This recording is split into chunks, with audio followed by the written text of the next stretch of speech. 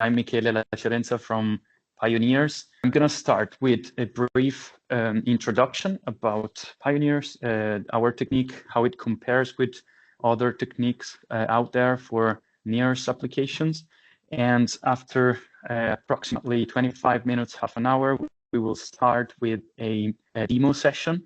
So I have another camera pointing into a NIRSBOX device with the G5 gotcha probe, and I will be making some in vivo measurements so that we can have a look at how measurements are performed, how distribution of time of flight curves are retrieved, and how logical data are plotted and appear on the screen.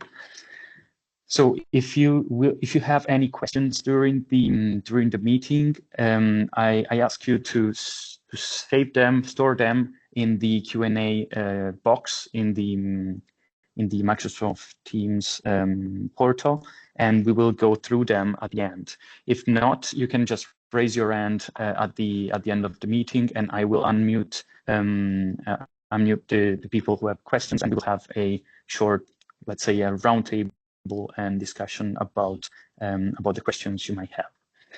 So let's start. PIONIRS is actually a small company. We are a bunch of people working on time domain NIRS. We've been working on it since I would say more than, not me myself, but all the team, more than 20 years so far. But the company was born 5 years ago, and so the aim of PIONIRS was to develop a technology that would be able to overcome the limitation of today's possibility to monitor microvasculature, either in the brain or in the muscle, in real time and at bedside. Because current techniques are either very costly, bulky, or indirect. And as an example, the MRI and PET are very good for image acquisition. They can scan really deep into tissue, and they have very high spatial resolution, but they cannot be used for real-time monitoring and not at bedside. And they are very costly, and they need experienced technicians and people to run them. And other techniques which are more easy to use, such as Doppler ultrasounds, are either indirect or operator dependent. So lately, continuous wave NIRS came up as a great solution to overcome some of these limitations, but bringing still some issues related mainly to the nature of the technology and technique that it's used, which is not quantitative, and it might have low reproducibility that might be hard to overcome when you're looking for clinically relevant thresholds. So and it has been those issues have been highlighted by different associations around the world, research association and association who work with on standardizing the clinical diagnosis and healthcare. And they were highlighting the issues of poor precision of those kind of NIRS devices, low accuracy, and non-interchangeability between different devices. Those are examples from a European Standard Association for Newborn Health and the Japanese Society of Cardiovascular Anesthesiology. And in Japan, they are very strong in using NIRS technique, and they have many applications in the clinical field, and so their comment on it is highly relevant. And also the International Anesthesia Research Society looking into non-interchangeability of those devices. So to overcome these, we decided to focus on a different technique and technology called time domain near infrared spectroscopy. And we tried to shrink the dimension of those devices out there for research purpose, trying to have the most plug-and-play solution possible, keeping high accuracy, which is given by the technique itself, which is intrinsic in the technique, and focusing on high stability and reproducibility. So I will go over some application, both related to brain tissue monitoring and peripheral tissue such as muscle tissue, and mainly related, of course, to vasculature monitoring, microvasculature monitoring, and hemodynamic measurements. So related to the brain, and in the muscle, for example, related to rehabilitations or either chronic pain and muscle degradation during time, related to, as I said, the hemodynamic behavior of the tissue. So let's have a brief overview on the NIRS technologies out there. So the most common one is the one that we already talked about, which is the continuous wave near-infrared spectroscopy, which focus on the variation in intensity of the light which is delivered to tissue. And by looking at the optical density variation in time at at least two wavelengths, we are able to retrieve tissue saturation and the variation of the concentration of oxy and deoxyhemoglobin in time, potentially. We have another technique which is based on modulated amplitude of light source, which is frequency domain NIRS. And in adding this new dimension, which is the frequency part of the signal, it is possible to be more quantitative, so being able to retrieve absorption and scattering, which are the two features of the tissue that we are interested in to have more accurate information.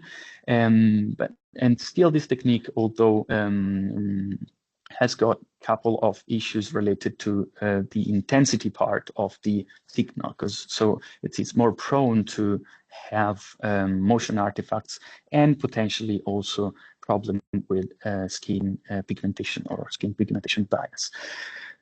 At last, we will talk about time domain NIRS. So time domain NIRS is what we use in the NIRSBOX device and in every PIONIRS devices, and it's based on the reconstruction of the laser pulse temporal shape. So laser pulse are delivered to the tissue and then recollected in time, and we have different advantages related to this technique in particular.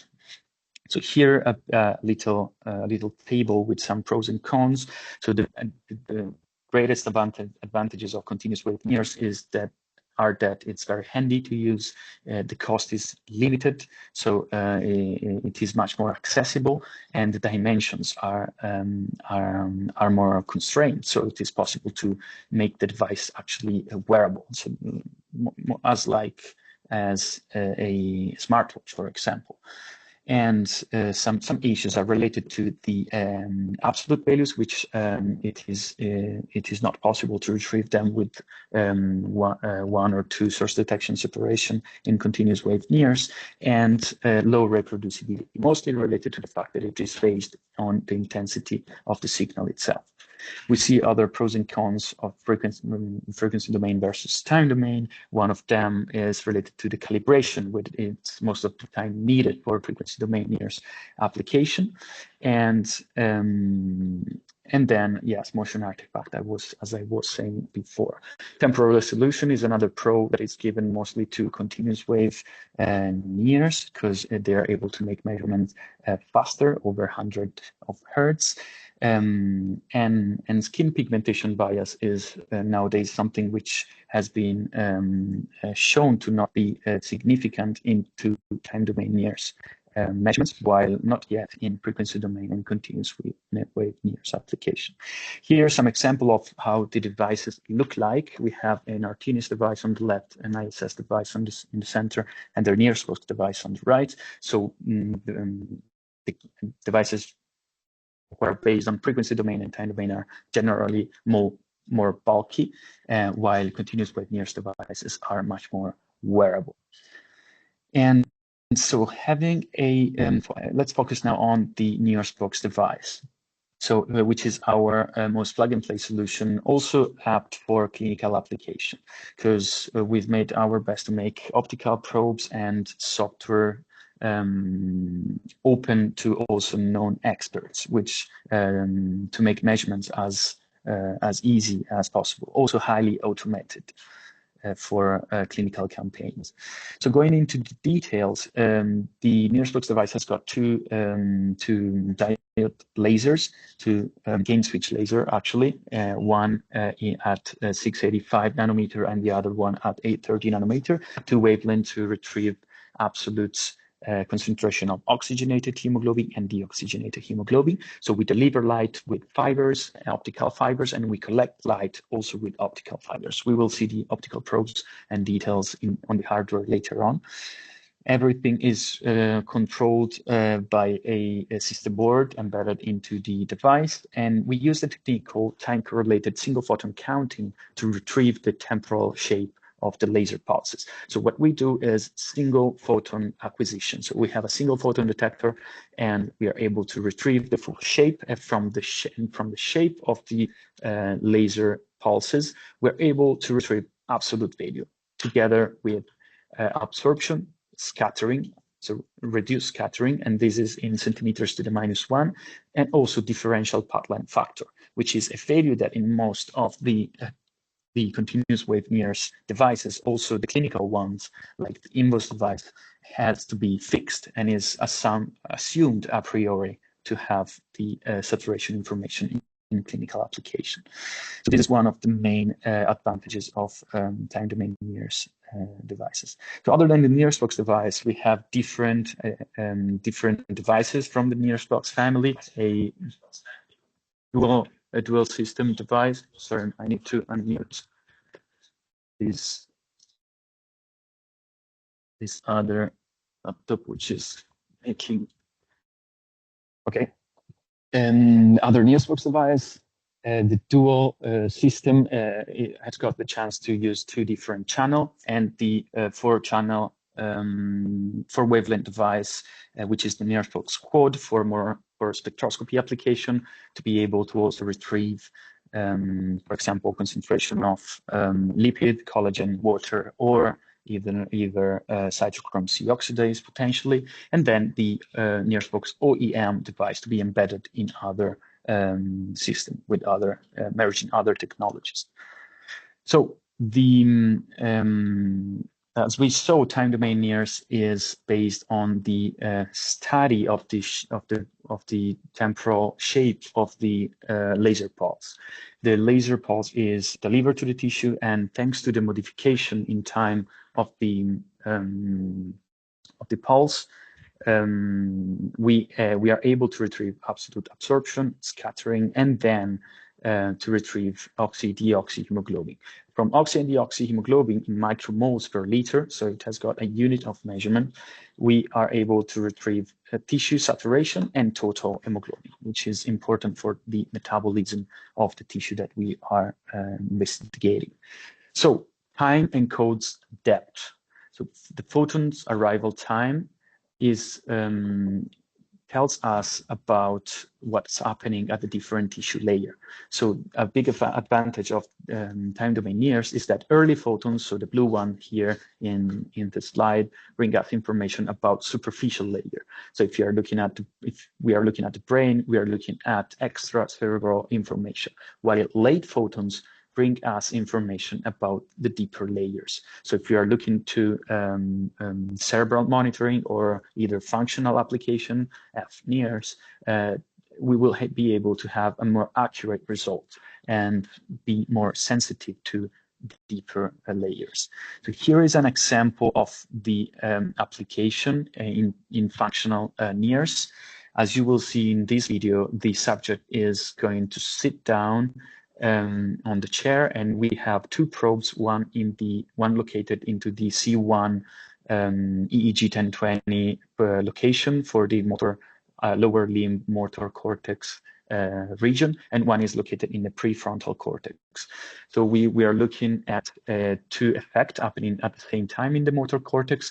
In the surface, so in the extracerebral tissue, we will see the orthostatic variation effect. So we will have a variation in the total hemoglobin content, oxy plus deoxy, while in the deeper layer, we will see the standard functional activation. So on the top, you will see the bottom part of the motor cortex response, and at the bottom right of the image, you will see the orthostatic effect in the superficial layer. And this is, for example, in the prefrontal cortex. So we see an increase of the total hemoglobin due to the orthostatic variation, orthostatic effect. And so this is how the software looks like and how data are presented. And if you give an eye to the right part of the screen, you see that deoxyhemoglobin, and total hemoglobin have got units of measurement. So we are making a quantitative acquisition, and they are in micromoles per liter, micromolar, while the tissue saturation at the bottom is a percentage, of course, which is the oxygenated hemoglobin over the total hemoglobin, which is the sum of oxy and deoxyhemoglobin. The acquisition is performed real time, and we will see later on how it behaves. So the probe, this is one of the probes that we most use into the clinical environment, in clinical applications, and it's good both for brain measurements and muscle measurements. Fibers run horizontally related to the surface of measurement, and light is delivered vertically. So we have 2 optical windows. One is the point of delivery of light, and the other is the collection of it. And the source detection distance is 2.5 centimeters, 25 millimeters. So keep in mind that the source detection distance is not that important in time domain NIRS, such as it is in, for example, continuous wave NIRS, because we have the temporal information of the photon arrival time. And so in theory, in principle, even also with zero interfiber distance, we will be able to dive deep into the tissue. But to help, let's say, the diffusion equation, we decide to have a non-negligible interfiber distance to make the photon diffuse and help the statistical part of the photon traveling path to retrieve also deeper information in an accurate way. And the probe also has a contact sensor. We'll see later on how it works, and it is also flexible, and it can be sanitized easily for reusage of the probe itself. It's not a single-use probe. You can use it for many measurements. It can last up to 6 months, one year, or a couple of years, depending on the usage of it. So I'll go through a couple of research application, some clinical studies on healthy subjects, and a brief dive into pathological subject application. First, looking at the brain, and then focusing a bit on the muscle application. So this one here is related to our last study together with Buzzi Children's Hospital in Milan and Politecnico di Milano. We have 5 clinical operators, 5 different clinicians using the NIRSBOX device and measuring more than 350 patients in a time range of approximately 3 months. So they were super fast in making those measurements, and they were very efficient. So the measurement consisted in a 5-time repositioning of the G5 optical probe on the prefrontal cortex of the patients from 0 to 18 years old. And so having such a large population, we were able to cluster it down into different groups from 0 to 18 years old and try to retrieve the percentile values of tissue saturation and total hemoglobin. We were measuring 2 locations actually, so the forehead and the middle upper arm, but I'm reporting just the results for the forehead in this case.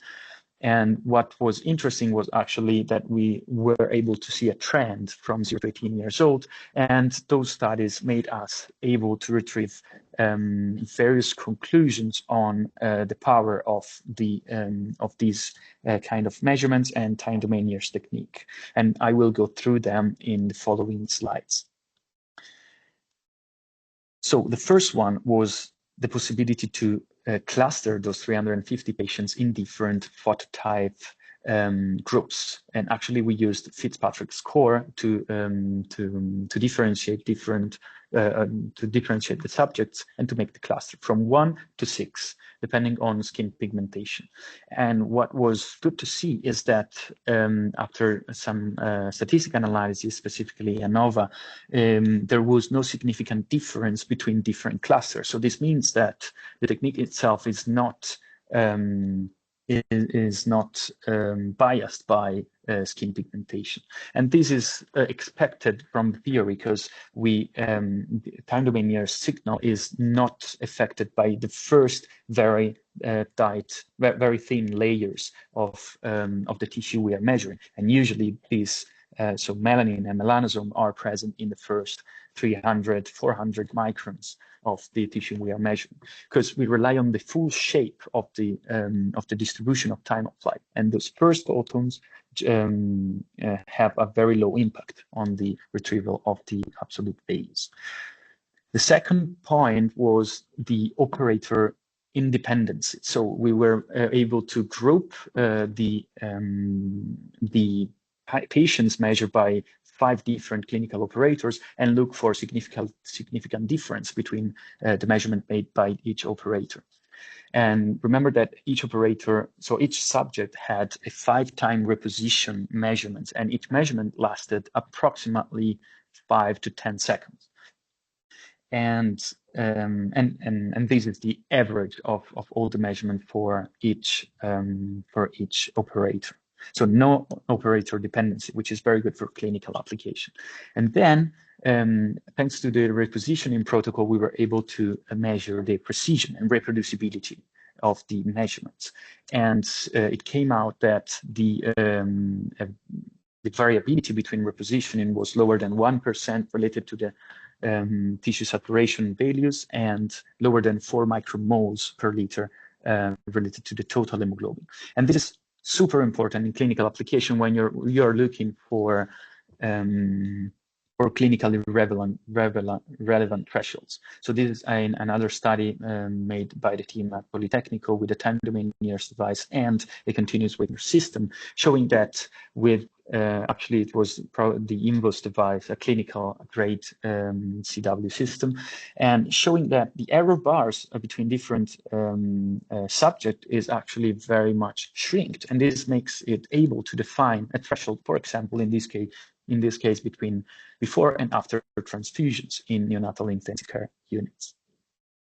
So having such a large database of normal values made us able to apply it also in pathological subjects. So we had the chance to compare pathological healthy subject with pathological ones. And this is a study related to lower tract pulmonary infections, and where we discovered that also the cerebral tissue saturation in such patients was compromised. So those patients showed significantly lower cerebral tissue saturation with respect to healthy ones. So those are the 4 takeaways related to these kind of applications. Related to muscle studies, I'm going to be a bit quicker into that. So this is an example of how it can be applied to muscle application. Here is a cycling task, a cardiopulmonary test related to the metabolism of the vastus lateralis in this case. So in this particular protocol, we were looking at a short time of warm-up and a time of exercise, which is the second part in the graph that you are seeing here. But what was interesting here was the ability of the system to record the traces without significant effect of motions. So since we rely on the shape and not on the amplitude, the motion of the muscle underneath the probe doesn't produce artifacts. And on top of that, in this case, we were using one device at 1 Hertz measuring frequency and the other one at 20 Hertz.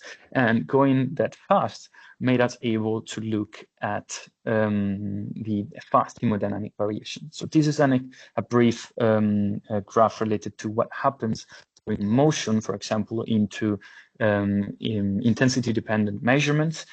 So if there are motion artifacts, we have these reflected into our tissue saturation real time during the measurement itself. While in time domain NIRS, we have, yes, we do have variation in intensity, but when it comes to the fitting procedure, since we are focused onto the shape of the details, we normalize each curve before retrieving the mu-A and mu-S, so absorption and scattering. And therefore, what comes out in terms of tissue saturation is a stable result, even though motion is present.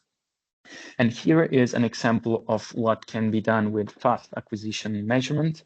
You can see, so those graphs represent on the top the intensity of the time domain NIRS signal varying during pedaling, and which reflects the graph at the bottom. The one on top are just an average of the plot on the bottom, and while we have information related to total hemoglobin retrieved after the absolute absorption and scattering retrieval, and tissue saturation. And here is a brief example of what comes out in the warm-up period and in the exercise part of the task.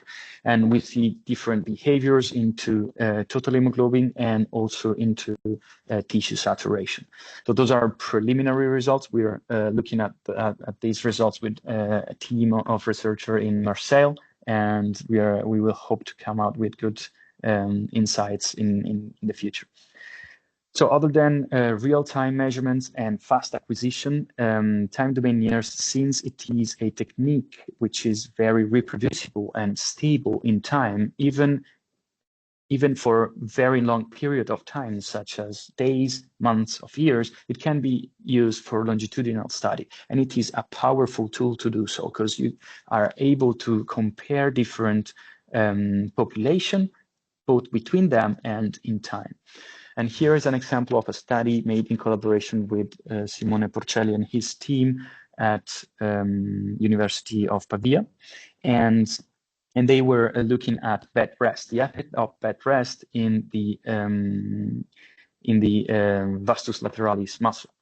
Vastus medialis actually was here, if I'm not wrong.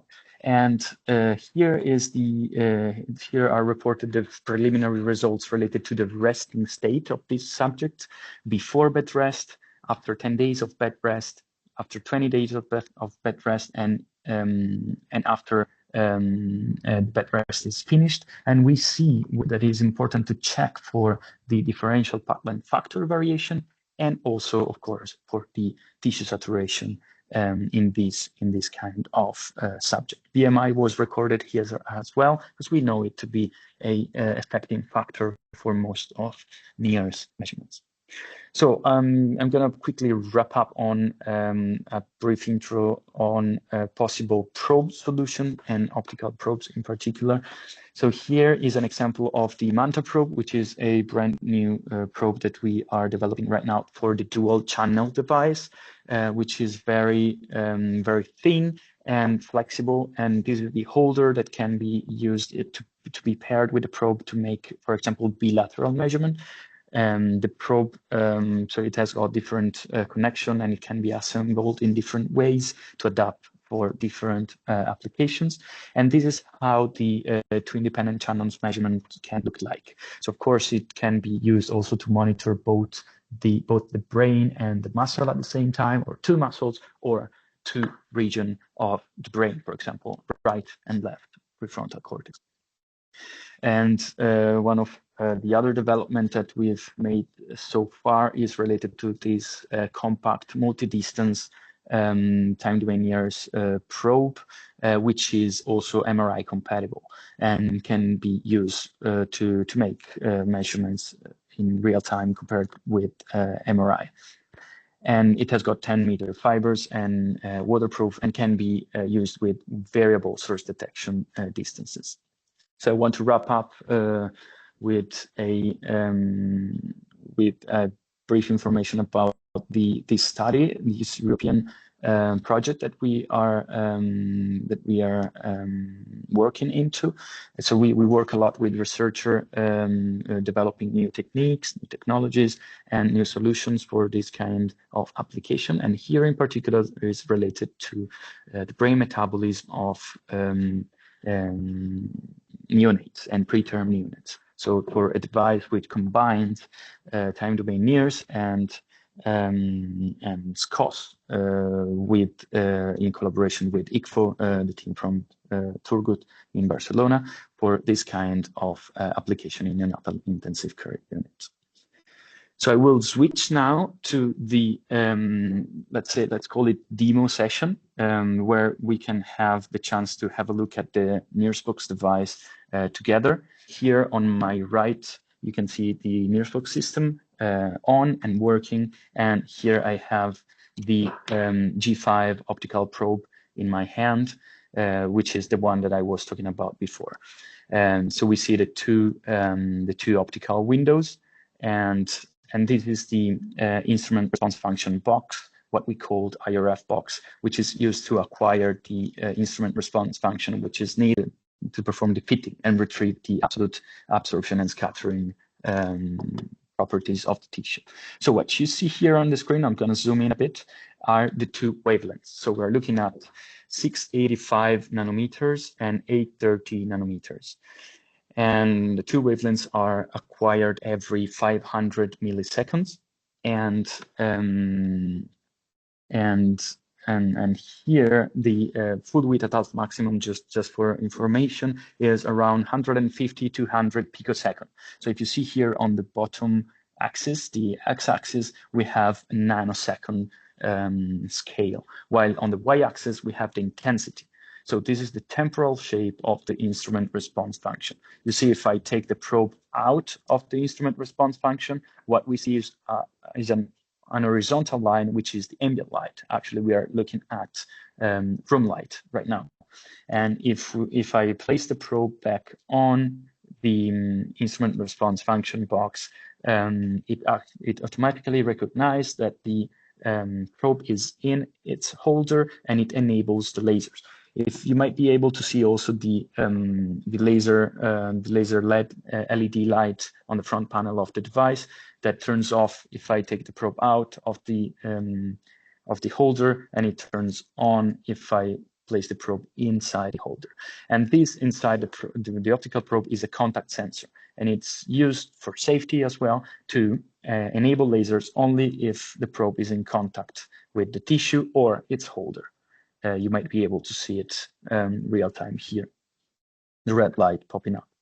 And so we were looking at the instrument response function. So first of all, we will acquire it for later performing the fitting. So I'm going to acquire it. It is very quick. It's just one integration. So to have one acquisition, we will have to wait 500 milliseconds plus 500 milliseconds. So now we are measuring at 1 hertz acquisition frequency. And if I now take out the optical probe, we have the two curves saved on the background, and those curves will be used to perform the online fitting. So now, first, before having a look at the actual results, I want to have a look with you at how the curves change depending on the tissue that we are looking at. For example, I'm now gonna measure my forearm here in the region of the flexum digitorum muscles, and if you see on the screen, we do have a drop in intensity and a modification in time of the distribution of time of flight. I'm placing my hand over the optical probe also to cover for ambient light. So you see the horizontal line is related to ambient light. If I'm not covering it quiet, you see, it goes up, and it means that it is looking at a bit too much of ambient light. So if I cover it well, the horizontal line goes down, and this means I have a good coverage of the ambient light right now.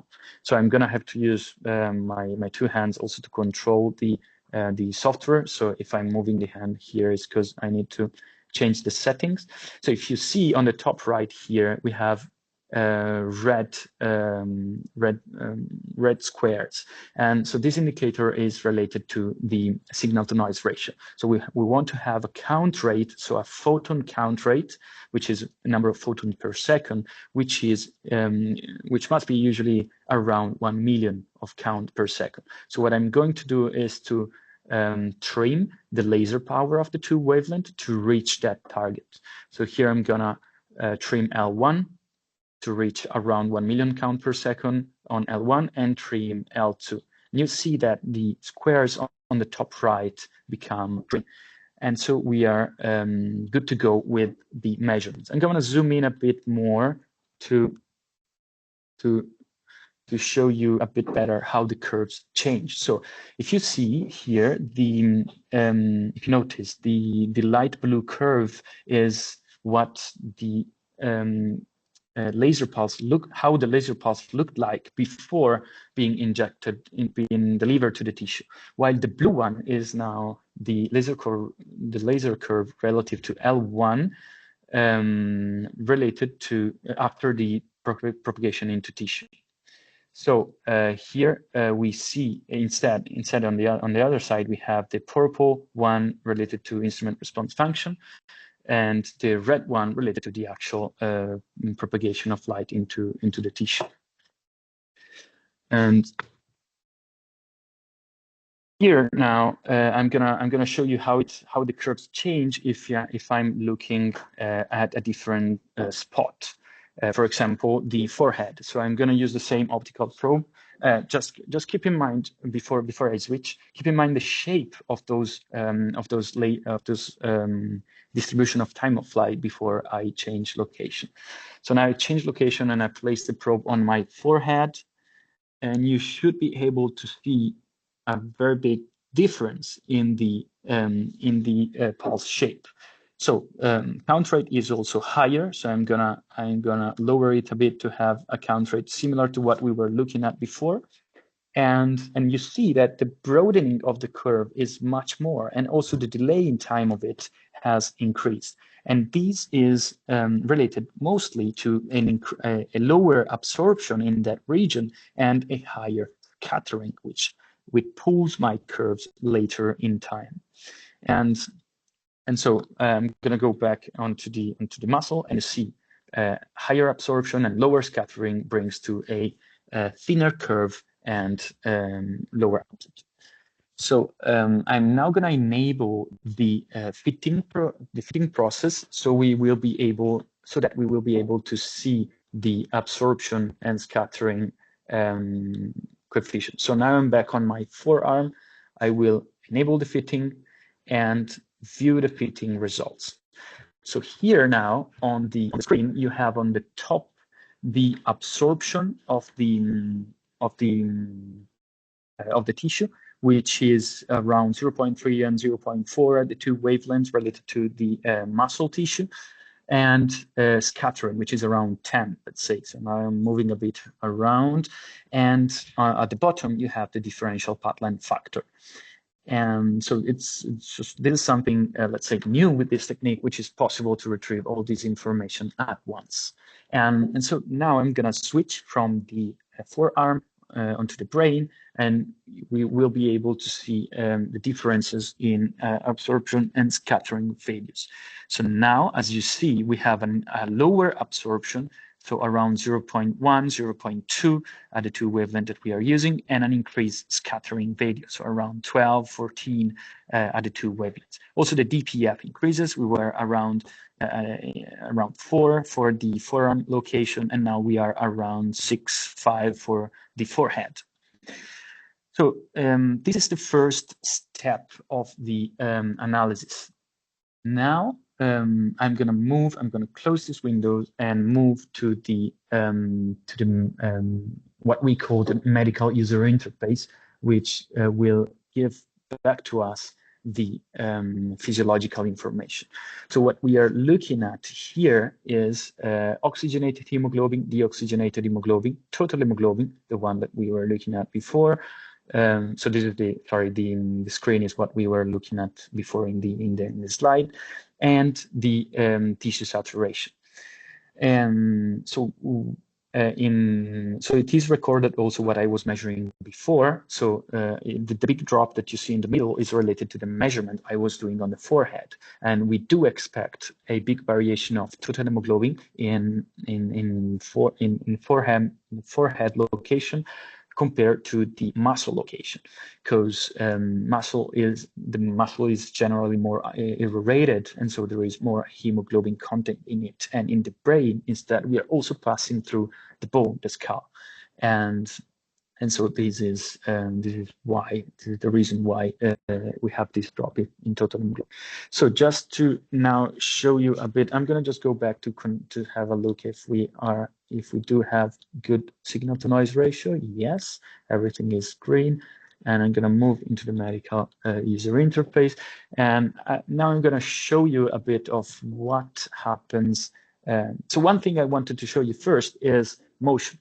If you see, if I start to move around with my arm and I'm moving the fibers, moving the probe, moving the hand on the forearm, we do not have significant variation related to motion, because we are looking at the shape of those curves and not at the signal intensity.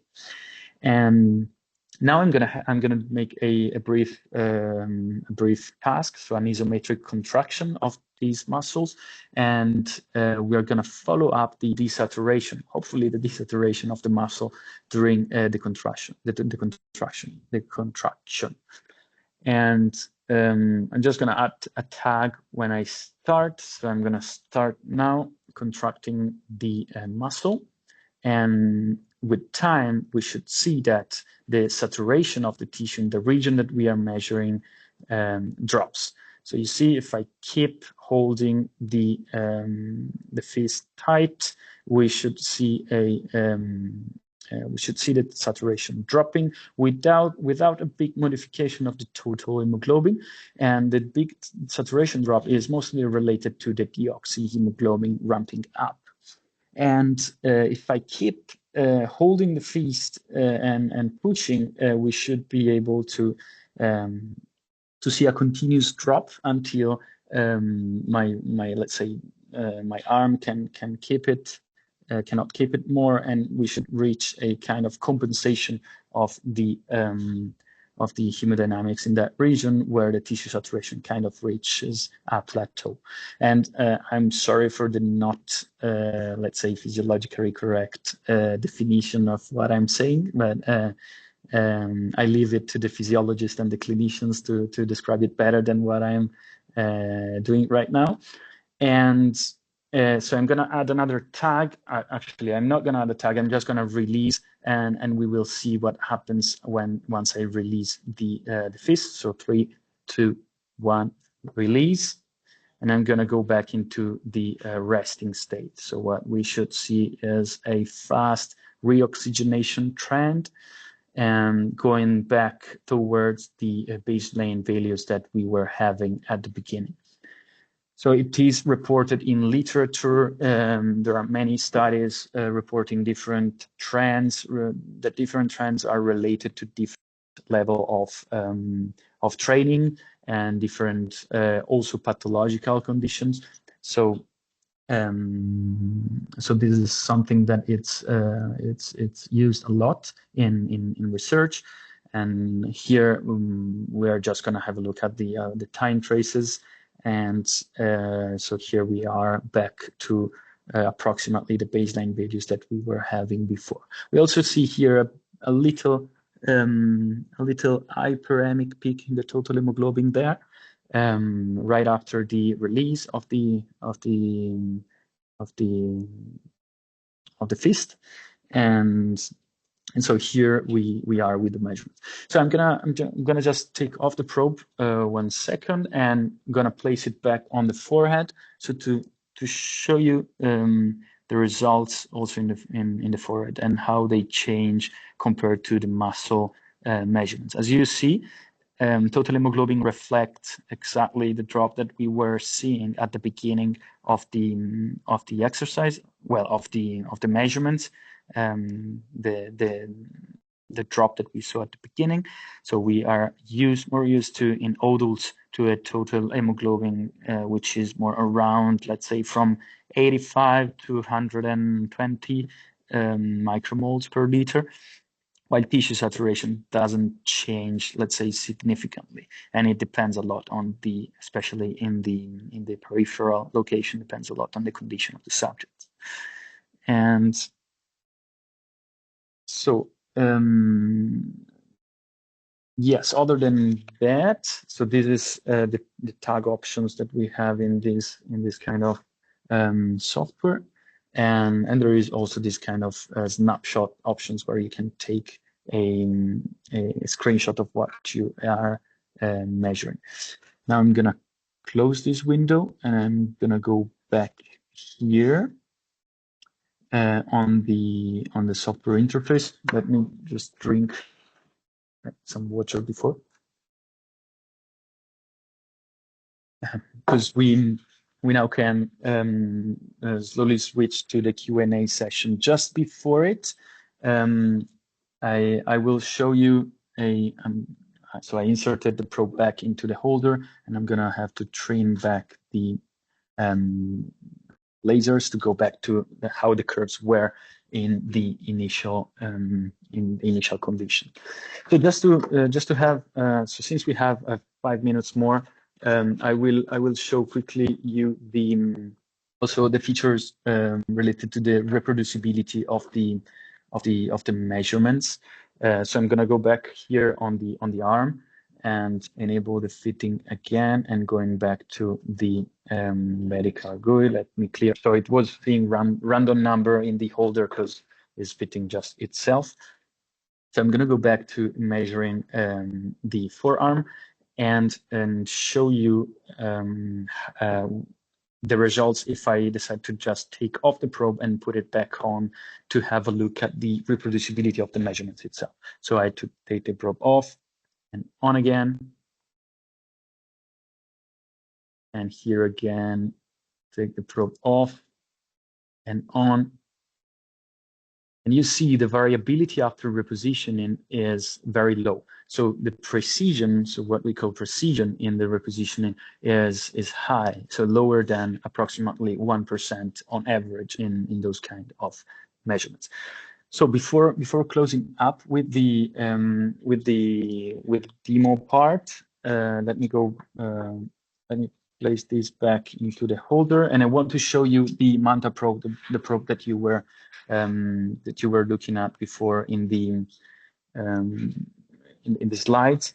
So this is the MANTA probe, and it is meant for those applications where a thinner probe is needed, and also in case of, for example, kids and newborns measurements in neonatal intensive care units. And this is also very handy for bilateral measurements and multiple location measurement. The probe is also flexible, and it is the dimension compared to the G5 probe that we have got here.